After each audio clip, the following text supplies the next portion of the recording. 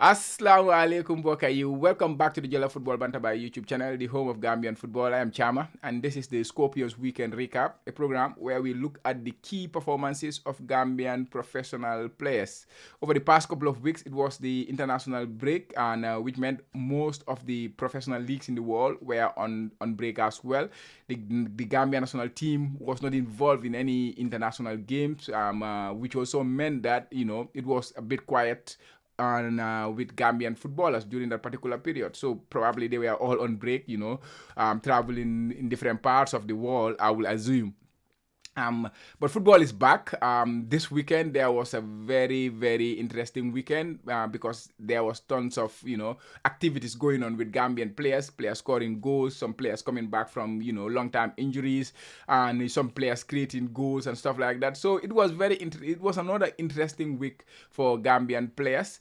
And I'm here to discuss that with you guys like I usually do. It has been a while, guys, since I recorded such kind of videos, the weekend recap and all whatnot. Of course, one reason was the international break period. There was not much to talk about, but also prior to that, I was a little bit ill, so I was unable to, make the recordings during that particular period, guys. So I would like to apologize for for keeping you guys that long without giving you this kind of content. I'm sure there are some people out there who get their updates when it comes to Gambian footballers, especially during the week from this program. So guys, anyways, if you enjoy what we do on the Jallow Football Bantabai YouTube channel, which has been a little bit quiet of late, like I say, please consider subscribing to the channel, and if you enjoy the work, please give us a thumbs up. That is how you guys motivate us to keep on going. It is not an easy thing to be doing these things over and over and over again, but yeah, we are here for that, and yeah, we keep going, and yeah. Without further ado, guys, let's get into the discussions of the weekend recap, and we will start in England because it was a very interesting week in England. The weekend started on Friday. There was a lot of Gambian players playing on Friday. Derby County were involved against Blackpool in League One, and then if you look at League Two, Ebou Toure, Alasan Adama, Alasan Ajata, Mo Fall, they were all involved in action. So in England, you go to Scotland on Saturday. There was Adama Sidibeh doing some great stuff with St Johnston, Yankwa Minte in the Netherlands, and then Lamin in Czech Republic. France, you have Jallow coming back from injury. But we start with discussing about the players in England. Ebou Adams. We start with Ebou Adams, who plays for Derby County in League One. He's currently on loan from Cardiff City, but he has been a revelation for Derby County since he moved in January transfer window. He has started 12 games for them. They have won 8 of those 12 games, and just over the weekend he scored his first goal for the club as well. He scored a cracking goal. I'm sure you guys have seen maybe the goal making the rounds, because like nowadays, at least nowadays, we will proudly say that whatever is happening with Gambian footballers, you will get the information, because there are many people who are very engaged in activities when it comes to sharing stuff or updating people when it comes to Gambian footballers, and it was no different this weekend. Ebou Adams scored an exceptional goal for Derby. It was a great volley with his right foot. The game ended 1-0, and which meant Derby won. Of course, he scored the only goal of the game, which is his first goal for the club since he moved in January. He was man of the match, of course, in that game. He was also named in the team of the week for the championship, for League One team of the week. He's having a great season with them, and Derby fans are loving having Ebou Adams in their team, to be honest. I can remember the post they made earlier in the season. Never fall in love with a player on loan, but to be honest, they have really fallen in love with Ebou Adams, and I will be very, very surprised if he does not stay with them. It's not like I have any information to tell me that he will stay with them. I don't, because I'm not that close to Ebou Adams to know what is going on with his career. But with the impact he's having at the club right now, and with the fact that they are very likely to go to the championship next season, where he was initially, scheduled. He was initially hoping to play or hoping to make his mark on with Cardiff City. Unfortunately, that move did not work out.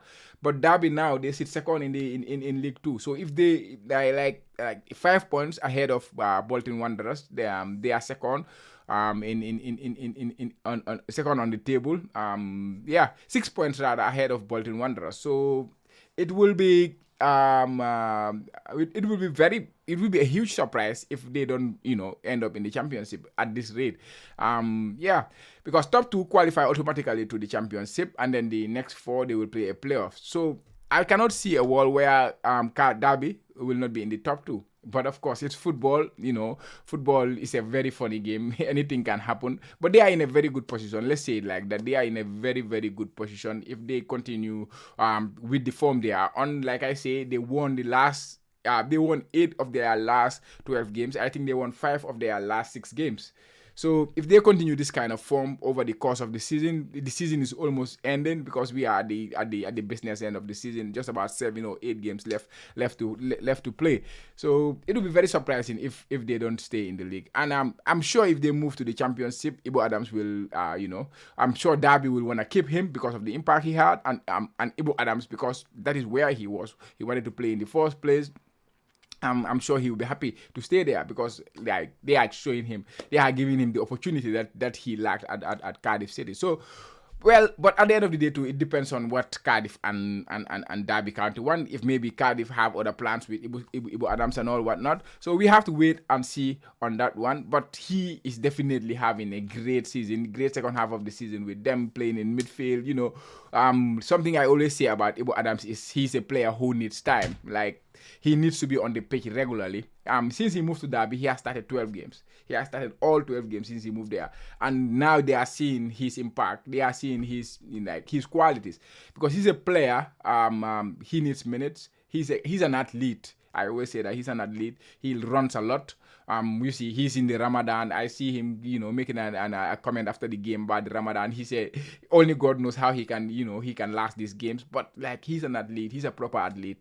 I'm not surprised that with the number of games he's having, he's getting better and better, because that is the type of player he is. He needs to be in it. He needs to be in the game to feel it. But he's not a player you will give cameo here and there coming. He will not have an impact in those kind of circumstances.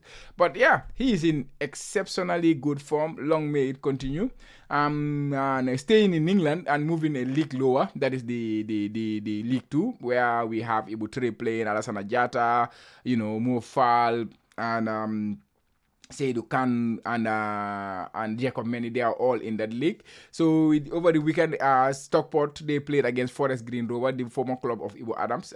Stockport won that game 3-0. Ebou Toure started the game, played the whole 90 minutes, provided the first 2 assists. Mr. Consistency, like I like to call him, which meant now he has 8 assists for them this season. Only one player in that club has more assists than him, and he's a defender. 8 assists. Nowadays, of course, defenders are expected to create a lot of chances in football. That is how football is nowadays. But still, it is impressive. Last season, he amassed about 10 assists with Salford. This season, he's on 8. He's on course to making a back-to-back 10 plus assists, double figure assists, in his career. So which is very, very good. 8 assists in the league. He has 10 goal involvement already. He already scored 1 goal for them, and then he also have another assist in the FA Cup. And with this 8, you combine them, that is a 10 goal involvement. After the AFCON, he came back. He was a little bit, out of favor. He was not playing regularly. He was not starting games regularly. But Stockport were struggling at that time. So it was quite surprising why the coach was not, did not throw him back into it. They even dropped from the top spot, because if you remember before January, Stockport were comfortably at the top of League 2. But after that period, they have a very difficult period where the club kind of lost form during that particular time. They drop all the way to second place, and they were very close. The third place we are also very close to them. But now they are back on top after this win because in the other game, Mansfield, who sit second, they played against Wrexham, who sit third. Wrexham, of course, we know Jacob Mendes there. Unfortunately, he has a hamstring injury, so he was not available for that one. He did not play, but still, Wrexham won that game, which meant Mansfield dropped from top to second place, and then now they are level on points with Wrexham, and then Stockport with their win, they move up to the top again, 1 point ahead of Wrexham and Mansfield, but. Stockport have another game in hand, so if they win that game in hand, it can be 4 points gap. So the expectation, like with Derby, is that Stockport will move up to the championship. Now we'll move up to the League One. That is the league that Ebou Adams is playing, and even Wrexham, because they are currently third. In League Two, three teams qualify automatically to the champion to the upper league, that is the League One, and then there is the 4 teams that will play the playoffs, and who the winner of that playoffs of course will go, and then you have 4 teams that will move up to the to League One. So I'm expecting Stockport and Wrexham, because they are both in very, very good position to make it up to the next league. So hopefully next season Jacob and Ebou they will be clashing in League One, whilst Ebou Adams will be in the upper league, that is the championship, playing, making his impact. So this is progression. This is what we want to see with Gambian players, making steps, moving up. So this is something that makes me really, really, really happy. And another player who has been on form, that is Alasan for Notts County. These are the kind of stories. Because of the past few weeks, I've not been recording. Alasan was killing it that particular period. So I kind of feel sorry for players that were doing really well when I stop doing, when I'm not recording or when I'm busy to record and stuff like that. So I kind of feel sorry for him, but I'm glad that he maintained his form. And I'm back recording. He scored this weekend too. Alasan Ajata. He scored against Swindon. That is Seydou Khan's Swindon time. Seydou Khan, I think, reported that he is out for the whole season. That is what they reported. So, which is very sad to see that Seydou Khan will miss the remaining part of the season. But yeah, they played against each other. That was Swindon against Notts County. Swindon won the game 2-1. Alasan came off the bench to score another goal, which meant now he has 4 goals and 1 assist since moving to Notts County. He's having a huge impact in the club. So yeah, hopefully that will continue to as well. And now we move to Scotland. In Scotland, we have Adama Sidibeh, the big story. He has what a past 3 months he had. Moving from the 7th year of English football to the Scottish Premier League. And this weekend he scored his first goal. And what a way to score your first goal for a club. He scored an exceptional overhead kick. That was a bicycle kick, guys. An exceptional one. If you haven't seen it, go to the Jallow Football Bantaba YouTube page, Twitter page, or X. Or Facebook page. We posted the video, or even the St. Johnston socials. You see the goal. It was an exceptionally good goal. Unfortunately, the goal was not enough to get them a result, because they lost the game 2-1 against Dundee United. Adama played about 77 minutes in that game. He created the most chances. He's having a good impact. The coach there really trusts him. Since he came back from his injury, he's scared when he collapsed on the pitch after the final whistle. The coach has thrown him straight back into it. I think the next game after that he came off the bench, and then from there he started games again. And the coach really trusts him. That is quite he really rate him. Of course he bought him, so that's why he buy him, of course. But I'm surprised how much minutes he's having since he came in from the league he was in, and then to the top Scottish league. But yeah, of course, I'm sure he's doing some great things in the training ground. He's impressing the coach, and yeah, the goal he scored this weekend just showed for that trust. It was an exceptional goal, and he has opened his account in the Scottish Premier League. If I'm not wrong, I cannot remember any Gambian player to ever score in the Scottish League. So he might be the first Gambian ever to score a goal in the Scottish League. I might be wrong. If I'm wrong, guys, please rectify me on that one.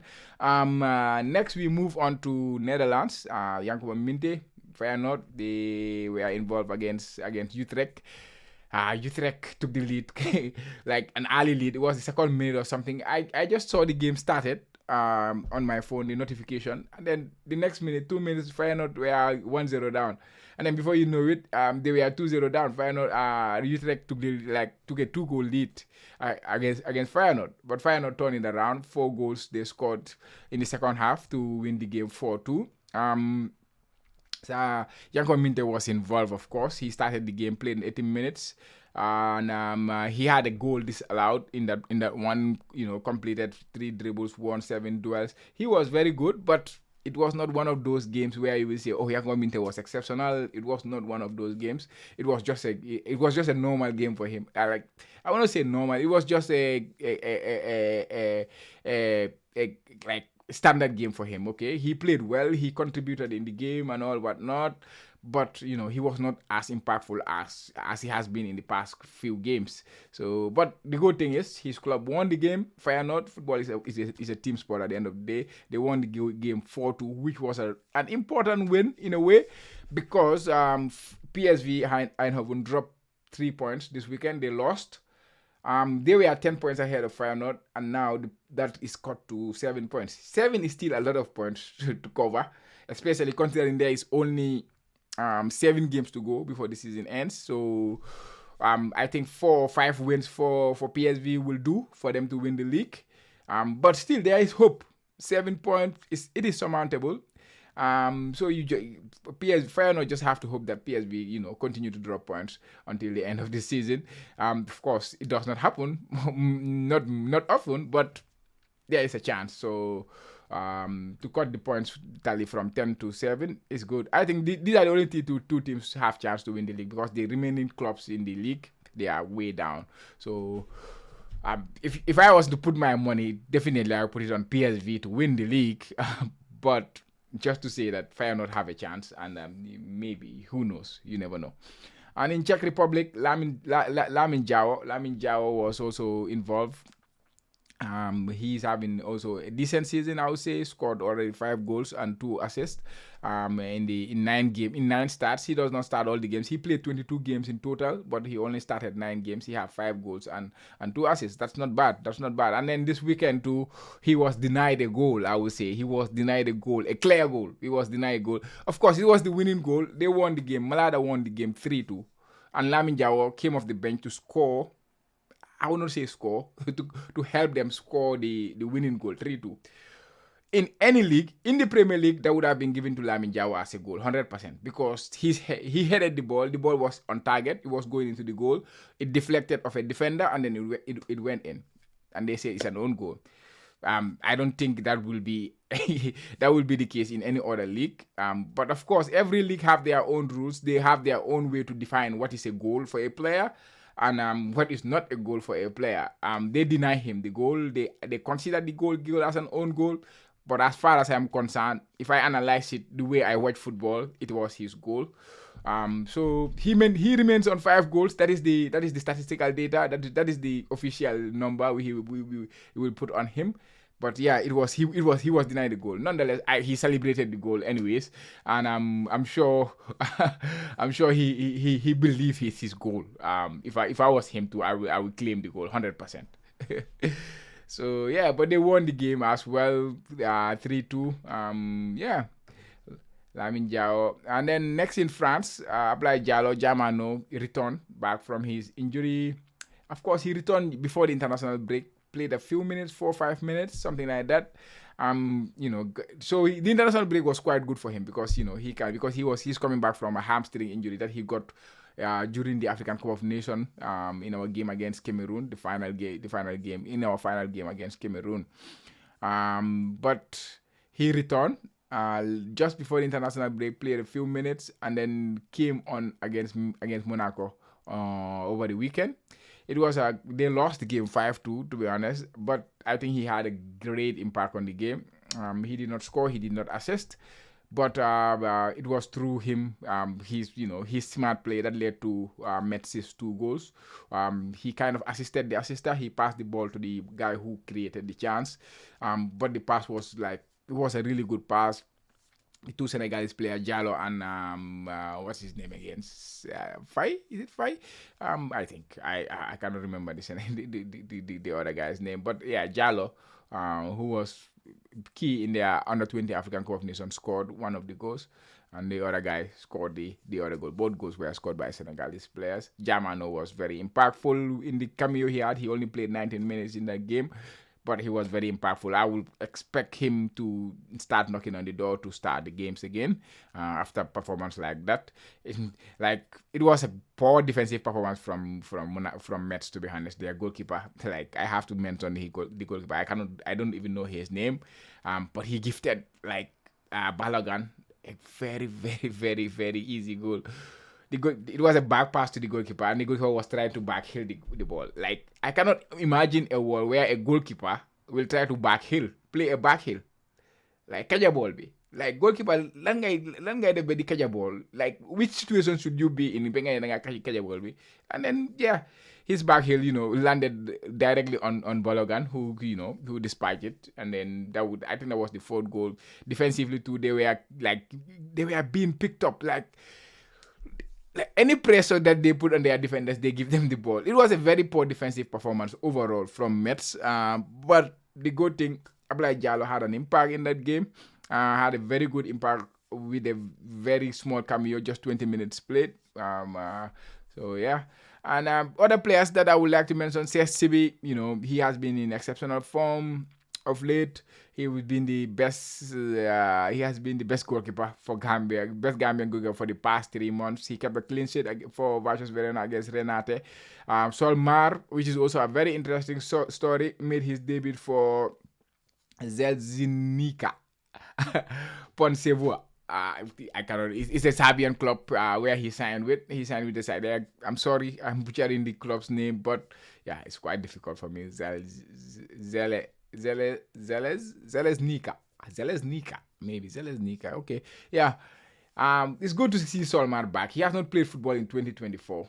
He was in the African Cup of Nations squad, but he did not play for Gambia any single game, because we can remember that period he was without a club and all whatnot. And before that he was nursing a knee injury since he was released with his club Ghent. But it's good to see him back playing. He's an instrumental player for the Gambia national team. If we have the best version of him, he is absolutely elite when it comes to that defensive midfield role for Gambia. So it is good to see him back. Anyways, guys, that was the weekend recap. Quite interesting for some players. Some players, doing very, very well. My energy is a bit low now, and you guys know we are in the Ramadan, so the more I talk, the more I become a little bit, get it. But anyway, you guys can see I'm today kitted in Real de Banjul. Like I say, I wanna support the Gambia football leagues, so I will try to acquire all the football club jerseys. I received my my pack recently. I received my consignment. I bought some, thanks to my sumo boss coach helped me got some of these jerseys, and for the first time I have the Real de Banjul jersey. This doesn't mean I'm a Real de Banjul jersey, but because Gambian football is what interests me. So if I have to pick the jersey to wear for the first time, it has to be Real de Banjul. They are the defending champions. They are the top of the league right now. That's why I'm wearing Real de Banjul. That does not mean I'm a Real de Banjul fan. I'm a fan of Gambian football, and especially the league. I have a club that I like in the league right now. That is Team Rhino. Because of I have encounter with their with their management, their coaching, and all those kind of things, and then I fall in love with what I saw with them. So, and now you can see it, they are doing really well in the league. They are the team that I'm supporting since last season. So I'm a newbie Team Rhino fan. I used to be Walidan fan long time ago when we are young, when they are doing well and all those things. But now I'm a Team Rhino fan, so why did I didn't ditch? But anyways, yeah, I'm waiting to get their jerseys though too. I have the Team Rhino one, I have the Hawks one, I have Fortune. So I'm trying to get as much as possible. Sometimes the clubs in the Gambia they don't sell their jersey, but I would advise they should all of them should try to sell their jersey, and we also try to promote the Gambian football. That is what we are here for, guys.